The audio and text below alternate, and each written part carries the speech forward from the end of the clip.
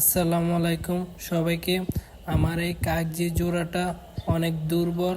কবুতরের ডিম থেকে কিভাবে বাচ্চা ফোটাবেন সেটা দেখেন। আমার এই জোড়াটা অনেক দুর্বল হয়ে গেছে।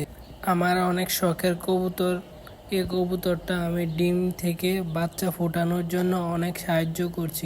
এই কবুতর জোড়াটা আমি দিদার বাজার থেকে 1 বছর আগে কিনেছিলাম। এই প্রথম ডিম বাচ্চা দিছে এই জোড়াটা।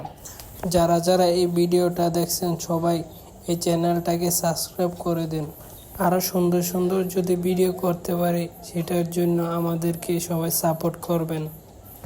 ভিডিওটা ভালো লাগলে সবাই সাবস্ক্রাইব করে ভিডিওটা সবাই লাইক কমেন্ট করে দিন আর সবাই সাপোর্ট করে।